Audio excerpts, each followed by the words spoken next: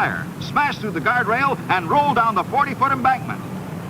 Signals from the safety crews slowed the race. Pagan's car rolled end over end after blasting through the heavy steel retaining fence, yet Pagan is unhurt. 20 feet of guardrail disappear in a cloud of dust as Eddie Gray loses control in the first turn. He's all right. Auto racing safety equipment kept him from injury.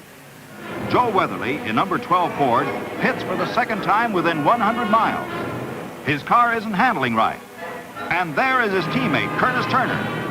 Only serious mechanical difficulty would pull both front-running team cars to the pits in the same lap. Turner is impatient to be on his way, but the mechanics haven't found the trouble in his engine. There's the green flag. Time becomes even more precious now. And there goes Fireball Roberts, moving into second place. Weatherly is still leading, but Roberts is only a half a lap behind and making a bid. Suddenly, 2 tons of automobile traveling 115 miles an hour disappears from sight. An oil slick on the first turn and a missing guardrail torn out in a previous accident was a combination Jack Smith couldn't handle. Although number 47 is completely wrecked, the driver walked away. Fireball Roberts in second place is pushing Weatherly to a showdown. Weatherly into the pits again. Does he need fuel or is it trouble? As Weatherly's pit crew worked frantically to locate the trouble, Roberts in number 22 picks up a full lap lead. Weatherly is out of the race. Roberts is wheeling through the last mile smoothly and steadily. After 4.5 hours of racing, his car is almost a year old. Fireball Roberts in a Chevrolet wins the Southern 500. The Southern 500 is now one of the pivotal events on a multi-million-dollar racing tour. This year, it helps to determine whether longtime star Cale Yarborough or newcomer Dale Earnhardt will win the tightest battle ever for the Grand National Championship. But both will be on the lookout for the Silver Fox, David Pearson, who has made a habit of winning big races on the legendary Darlington Raceway. Oh, Jim, there's David Pearson. He was the winner of the race here this spring, but he's in trouble early on here. I have no idea at this point what's wrong with it, but he seems to be headed to the pit. Pulling his car around on the apron past turn 4 and toward the pits track here. And oh, look at that! Cale Yarborough is in some kind of trouble. Flames from under car number 11, Cale Yarborough. He pulls around turn number 2 and down onto the apron. And let's hope Cale gets out of the car in a hurry. There he goes. Look at that. The car hadn't even stopped. Might be some kind of an oil fire up under the engine there. It's hard to say. Benny Parsons is the leader at this moment. The car next to him, the red car, David Pearson, is the man you saw earlier in the pits. He is still 2 laps behind the leaders, but has used the caution flag well to get to the front of the pack. Trying to get past Buddy Baker on the inside. He's not going to make it. But if he can get past Buddy Baker, Pearson, who earlier in the race was 2 full laps behind, will be exactly 1 lap and 1 place behind the leader, Darrell Waltrip. Now Waltrip seems to be slowing down, Sam. This is sudden and almost imperceptible, but you can see there that David Pearson is flying by him and into the lead. Must be something wrong with Darrell Waltrip's car. He has slowed down on the backstretch and will presumably begin pulling it toward the pits. And then slipstreaming by, that just doesn't apply here. The slipstream, the drafting doesn't work. These guys are going for it right now. Into turn, and now they're on the wall. Pearson is still going. Benny Parsons coming down onto the apron. Earnhardt is slowed down up onto the wall. The yellow flag will come out, but it's a race to the start-finish line from here. Whichever car gets there first will win the race. Pearson is still running in car number 1, but he's slowing down. Forget about Bonnet on the left of the screen. He's a lap behind. The question is whether David Pearson can get there first. Out of the car behind him, Terry Labonte, 44. Oh, Labonte. I think it was Labonte. Do you? I can't tell. This is Labonte's race. Are they going to give him the checkered flag? Yes, they are.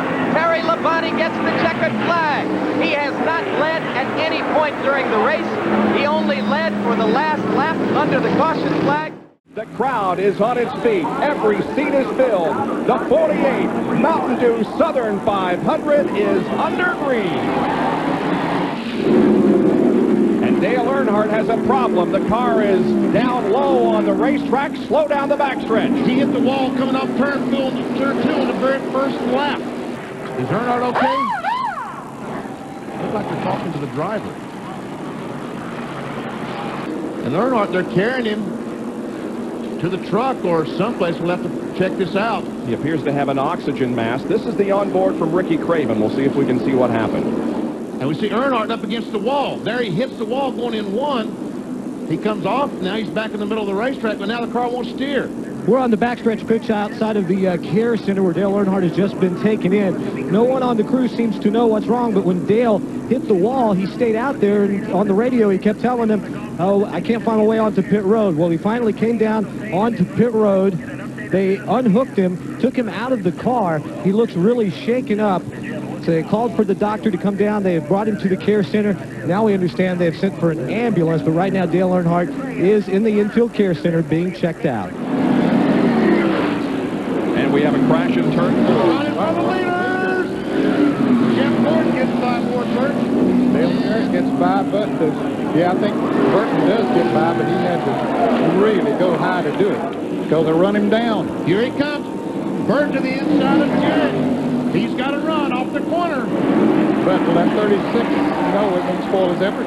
Jared will have to back off and let Burton go. Jeff Burton now goes into second position. How much is a million? Well, 1,000 times 1,000. Or perhaps you can better understand in these terms. Here he goes. Look here. Oh, they make contact. And more contact. They go down into the corner side by side, and Jeff Gordon holds off the challenge. This is the last lap of the race, folks. Jeff Burton will make a challenge off the corner onto the straightaway. Yeah, we did But it! Jeff Gordon wins it. Holy cow! Well, Mike, it's been an adventurous night. Casey Kane has led the most laps, followed by Kyle Busch. But other activity, remember Juan Pablo Montoya warned about getting your Ryan Newman. He got into Jimmy Johnson, and then he had trouble with Brian Vickers early. He slides up there after taking his 2 tires and hits with the 83 car. Rough night for Vickers, Jeff. David Reagan into his car, just shreds the car. You talked about foam and sheet metal everywhere. Yeah, it actually ripped the window net completely loose on that driver's side. 4 to go this time. 4 to go and 3 Oh, down. it's Boyer in the wall. Hard wreck. He stays out. More wrecks down here. Turn 4. Big wreck. Harvick in trouble. Keep going. We can do the damn thing. Regan Smith looking for his first Sprint Cup victory. Carl Edwards trying to deny him from the outside of the front row. Then Keselowski, Stewart, Kane, and Hamlin. Green flag, 2 to go. Boy, I tell you, that 2 car gets up in there. That's going to mess with Carl a little bit. But Carl should be able to get the steam up the outside. No matter what, we've got a race now. They'll race it back if we don't get a caution. Boy, Regan got off of the turn 2. Oh, he hits the wall. He's all right. He's okay. He got off there great. But Edwards didn't jump inside. They're all wrecking behind him, but it's okay. Can he hold him off? One more corner. Here we come to the flag. Regan Smith looking for his first Sprint Cup win. Edwards, 2 car lengths back. Smith gets the flag, and this time he'll get to keep it. He's after him. Yeah, this has just started now. No, wheels off again. Here he comes. He says, okay, this is enough. I'm going back here, and we're going to have a little talk. And there goes his car. That car just took off. Morgan Shepherd and Ken Schrader touch, and Schrader goes up into the wall, scraping it. Morgan thought about getting by Harry Gant, couldn't make it. He had no idea that Schrader was up there. He goes up the hill, Schrader straight in the wall, and there's heavy contact. Ken Schrader had just rejoined the race after spending several laps in the pits trying to correct the steering, and you'll recall that it was with Morgan Shepherd that he had a little incident earlier in the race. Had some problems back then, but he's backing off, taking a little bit easier now, but I believe he's got him this time. Hey, they run in that corner side by side, man. Earnhardt did not back off and give Ernie the line. Yeah, no, man. Ernie, you remember this back in the spring, don't you, Ernie? Don't you remember this scenario? And here comes Kowicki. Look at this. Alan Kowicki makes it a 3-car battle for position. He thinks better of it and falls back in line, but Ernie Irvin and Dale Earnhardt continue to go side by side. Now Alan Kowicki moves up and battles alongside Dale. Well, Earnhardt has really fought his way back because, folks, remember, he spun, what, the 4th or 5th lap, spun and went to the rear of the pack. He brought out our first caution of the day.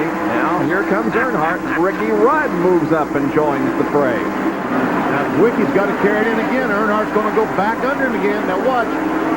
Wicky, now look out, he's going to be on. Oh, look at Rudd. Wow. Oh, and they bumped. How many times have we seen them bump? Oh, they bumped again, all the way through the corner they swap sheet numbers. Elliott the leader, and Earnhardt is second. Boy, a big payday for Dale Earnhardt if he should win this race. He was a pole sitter, would pick up the Unocal bonus money and the $100,000 bonus from RJR. Here he comes, Jerry. He's coming to you. All 4 tires getting worn down, and Bobby, as you said, making an entry down the pit road. Crew now working on the car. Tony Price lit in the windshield. Dale Earnhardt up in turn 4. He will assume the point. Dale Earnhardt brings the car off the banking. Here's the checkered flag, and Dale Earnhardt wins the Southern 500 for 1990. ESPN, the worldwide leader in sports, and the National Association for Stock Car Auto Racing welcome you live to Darlington Raceway in South Carolina for the NASCAR Winston Cup Trans-South Financial 400. Back at Darlington, where Jeremy Mayfield has retaken the lead from Jeff Burton. And a lead change again as Jeff Burton takes it from Jeremy Mayfield. We need 20 cameras around here to keep up with all the action. Meanwhile, the leaders move through some major traffic. Here is Jeff Gordon and Jeremy Mayfield, both challenging Jeff Burton. Now, folks, this is a recipe for a wreck right here. Those cars trying to stay on the lead lap, and these other drivers jockeying for position as they come up on those lap cars. We had an almost 3-hour rain delay. And there's a lead. Jeff Gordon goes into the lead right behind Brett Bodine. And the 91 car. Right behind you. Boy, he had to slam on the brakes when he came up behind Brett Bodine, and that allows Mayfield to get to the inside and take the lead away. And Jeff goes to third. They'll make that second. And all this has allowed Mark Martin, Tony Stewart, and Dale Jarrett to catch up. So now the top 6 cars are running right together on the racetrack. You see Jeff Burton got that great run off the second corner. Pulls all the inside of Jeff Burton. I mean, Jeff Gordon takes second spot away, and here comes Tony Stewart. Well, the fans are loving it. Oh, I am too. Great race. Oh, look out, Jeffrey. See you, Jeff. Yeah, there we see some rain in the puddles. The wind is blowing, and the fans had trouble here. Trouble! A big wreck. Kenny Irwin is involved. Jerry Nadeau is running right ahead of Jeff Burton is involved. And Jeff, I believe, is also, is he not? It looks like, I think the front of his car is all messed up. The 99 car, the right front tire is going the wrong way. He's made contact with someone. Yes, he has. But the caution flag is out. Will it run 45 miles per hour? They are celebrating down here as the rain clouds open up. And Jeff Burton, you have won the 43rd Trans-South 400. Congratulations.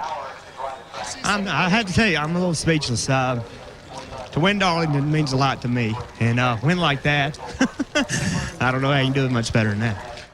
Getting up alongside him, coming out of turn 2. It's a great position for Petty to be in. Can he get past it? Side. Look at how close they are. Richard Petty goes into the lead, and he gets it front, and he goes high in the banking. Too high. That was and Darrell down low, and there you go. Richard Petty, the king of the stock car racers, just set up Darrell. He took a look at him about 5 or 6 times and finally made his move and passed him. And there is Waltrip again. We could have that change in the lead, literally side by side. The old saying down here, toe handle to toe handle. That's it. Classic stock car racing in Darlington. But Richard holds him off. Look, I think he's going to do it. He's sure going to try it. Darrell Waltrip moving alongside Petty.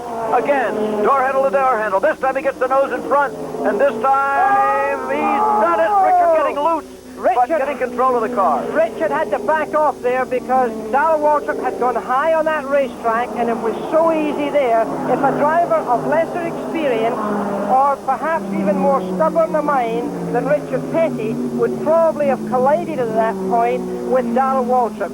Already, Richard Petty has caught up a few yards there, and Darrell Waltrip as they go into turn 3. Richard Petty lost a little bit on the start there, but look how close he is there. He's going under him. It seems that, car number 88 certainly got high on the racetrack. Unbelievable. Really high on the racetrack. He's got him. He's got him. And that's a different situation from the race. Here comes Waltrip again, going down low, trying to retake the lead from Petty. And as he go into turn 1, he's got it again.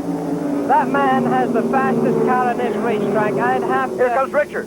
And Richard again getting low. It seems to me that Darrell Waltrip's car is not handling so well going out of these corners, and they're going down side by side going into turn 3. Richard Petty takes the lead again.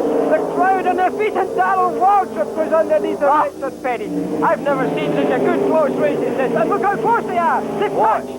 Look at the crowd waving and shouting. They've never seen anything better than this. And Donnie Allison down low is into it now. He has somehow caught up with the others, although they had no traffic or anything. Maybe he had just a little something he was saving. The two front cars certainly were slowing up there because of them being side by side. Donnie Allison was using up the road there very comfortably, catching them as they sort of hooked up on each other, had to back off a little bit here and there. Donnie Allison got the draft and got involved there. But look at them now, they almost touched there, once again coming through turn 4. Any one of these three cars could still win the race. As the white flag comes out, one left to go in the Rebel 500, and there goes Darrell Waltrip for the lead. Donnie Allison still hanging behind Richard Petty. Petty now coming down low. Again, they're side by side. Well, you can see it happening right before you. They're coming to turn 3. 2 more turns to go. Richard Petty still side by side. Donnie Allison still hanging in third. Oh! Petty has got to leave it. There comes Waltrip down below him as Petty stood up high. Donnie Allison trying to move past Petty into second place. They're coming to the finish line. It is Darrell Waltrip winning the Rebel 500. Petty is second, and Donnie Allison is third by about 3 feet. Jackie, what a motor race. What a race. I can't remember ever seeing the end of a motor race, Jim, being as exciting as that. Never have I seen a finish with so many passes in such a short track in such a short time.